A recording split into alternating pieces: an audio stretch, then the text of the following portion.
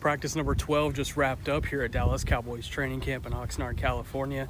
There's been a lot of things that have happened on the field, but the biggest headline of training camp has been what's been happening off the field with Micah Parsons. And it feels ad nauseum at this point, the contract negotiations between Parsons and the Cowboys. And negotiations is a funny word because one side says that negotiations have already been ongoing, the Cowboys side, whereas Parsons' side says that they haven't really started.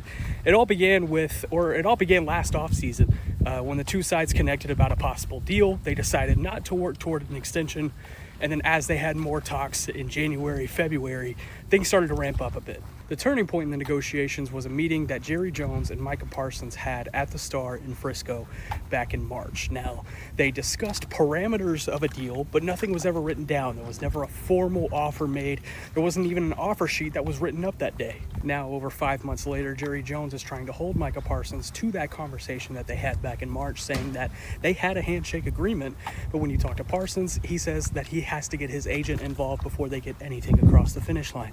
Now, the Cowboys, they have not reached out to the agent in recent days since Micah Parsons requested a trade last Friday. The Cowboys view his trade request more as a negotiation tactic. They see it as, hey, he wants to ramp up this process before the season starts, and rightfully so. The season is quickly approaching. But a lot is still to be played out in this negotiation. It is going to take one of two sides caving in. It's going to take either Micah Parsons binding to that agreement that they made back in March, or it's going to take Jerry Jones reaching out to Micah Parsons' agent and David Mulligetta and getting this deal across the finish line. We're approaching 3 weeks until the season opener in Philadelphia. Will Micah Parsons be on the field?